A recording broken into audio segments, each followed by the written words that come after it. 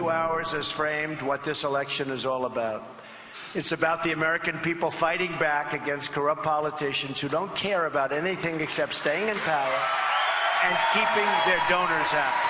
I will never stop fighting for you against the Washington establishment that has betrayed each and every one of you, betrayed the country. How many have watched the debate last night? How many of you? Good? We did good? We did good. What's exciting to me is that we're getting more and more support, not just from Democrats, but from independents and Republicans. Exciting. Debate fallout, the post-aftermath, both sides, Donald Trump and Hillary Clinton, on the campaign trail. This as House Speaker Paul Ryan came out and told his House colleagues he would not defend or campaign with the party's presidential nominee. While Mr. Ryan, the Wall Street Journal reports, didn't rescind his endorsement of Mr. Trump, he drew immediate outrage from the nominee and his supporters. Mr. Ryan told House Republicans Monday on a conference call that they should make their own decision about whether to maintain their support for Mr. Trump. And what Ryan is referencing there is a tweet from Donald Trump midday after all this came out. Paul Ryan should spend more time on balancing the budget, jobs, and illegal immigration, and not waste his time on fighting the Republican nominee. Now, just moments ago, the RNC came out. Over the last 24 to 48 hours, there have been a lot of false rumors that we, the RNC, didn't want to engage in. Reince Priebus told 168 members of the RNC, many of whom have also stood by Trump, according to a person on the call. Nothing has changed in terms of our support for the nominee. Priebus told them that Trump had issued a heartfelt apology and that I think the issue, quote, was taken care of at the debate. With that, let's bring in our panel. Charles Hurt, political columnist for The Washington Times. Ann Guerin, political correspondent for The Washington Post, and syndicated columnist Charles Krauthammer. Charlie. I think that Republicans certainly hope that that issue was taken care of in the debate. And who knows? You know, the last poll that we saw from NBC shows Hillary Clinton taking a sizable lead, but that was completed before this vile tape was released. No, it actually was after the tape, but before the debate. So there was some polling that was after the tail end of it, but I think that but we have not seen a poll conducted completely after the release of the tape. So we don't know whether that was as big a bombshell among voters as it clearly is among the media and the Republican establishment. But the Donald Trump that showed up at the debate last night, I think, was a Donald Trump that could have won the election. It remains to be seen just how much damage was done by this tape. But if he had bottomed, if he had bottomed out, that candidate that we saw last night has the best shot at digging himself out of that hole and winning. What about this back and forth with Paul Ryan today, and what that means potentially? Well, it's getting a little hard to follow all the factions and sub-factions here, but basically there's a civil war in the making. And I mean, Paul Ryan is giving amnesty to Republicans, elected Republicans, up and down the ballot, to do what they see fit. That's a no harm, no foul amnesty he's offering, which many Republicans are going to take. I mean, you've got 36 and counting Republicans saying that they're either rescinding support or denouncing Trump. Certainly not all of those are endorsing Hillary Clinton, but she'll take any she can get. And that leaves Trump fighting not only with Ryan, but sometimes also with Priebus, and Priebus may be fighting with Ryan, and I don't know, anyway. But it is this environment, and we've talked about it many times, Charles, of this anti-establishment, anti-elitist, it's not working, kick the table over, try something different. Can he cobble together enough of that reaction with only one more debate to go to change the dynamic in this race? That's not clear. What is clear is that he prevented the crash last night. He was headed, well, to mix metaphors, over the edge, because the party was deserting him, all those defections, the governors, the senators, and members of Congress. Remember, when Nixon resigned, it was not right after the Supreme Court had ordered him to release the tapes.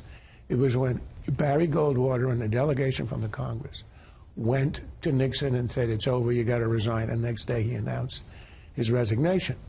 The loss of the, I mean, this was a flight to the exits, and it's clear that the debate steadied him in the sense that that appears to have been stemmed. It looked as if he had stopped the bleeding. Now, he's lost a lot of time.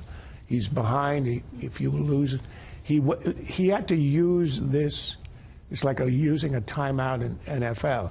He used a debate that he could have used to close the gap, to simply hold the campaign together, which he did. What's surprising is having staunched the bleeding, that's the third metaphor. Keep going, you're on a roll. Ryan comes out and he rips off the bandage by giving, look, I'm on a roll here, you're right.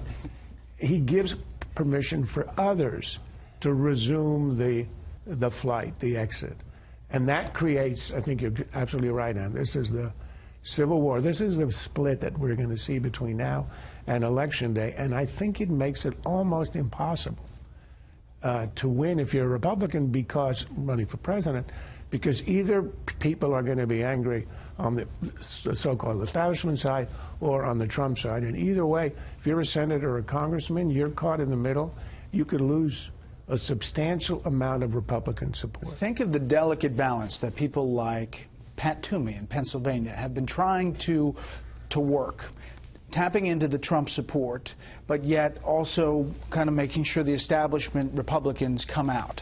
If you somehow dampen one side of that equation, Charlie, and you're in a two-point race, they could have control of the Senate easily. Oh, sure. No, there's definitely a lot at stake here.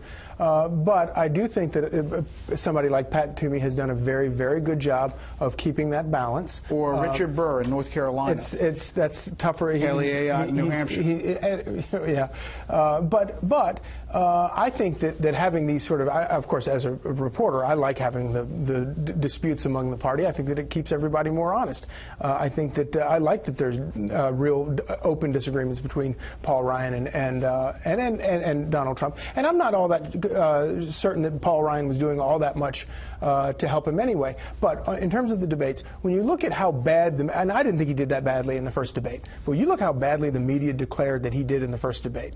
And they've been at him for 2 weeks over that, or a week and a half over that, which is why I think we saw his poll numbers drop. But you look at how badly he did in the first debate and how he did last night. We still have another debate, and it's going to be a great debate. And if he gets that much better again, it could be we could be singing a different tune. And speaking of that disconnect, so there was this moment where he goes after the emails and an exchange with Hillary Clinton on that stage that really got a lot of reaction today. It was about essentially going after Hillary Clinton if he's president. For you to say that there was nothing wrong with you deleting 39,000 emails, again, you should be ashamed of yourself. You want to give the audience a chance put in jail, let alone after getting a subpoena from the United States Congress. Clinton, it's chilling that Donald Trump thinks that the presidency is like some banana republic dictatorship where you can lock up your political opponents. And I saw all kinds of Clinton people out saying this is a banana republic, it's a dictator. They jumped on this. Well, sure. I mean, but Donald Trump wasn't talking to them or anyone or anyone like them last night. I mean, that was pure red meat for his core supporters who have been who get excited every time he goes right at the heart of what they see as Hillary Clinton. Yeah, but even Frank Luntz and his group of independents who hadn't decided, undecideds, said that was the moment that they dialed up the highest, Charles. Look, I'm sure it appeals. I'm one of those who thinks that there was a miscarriage of justice in not indicting her. But the problem here is the pattern from Trump. He has spoken about using the powers of the government to go after other opponents, like the publisher of the Washington Post. He's talked about that. He warned the Ricketts family, who had supported one of his opponents, that they might have a business that would be investigated.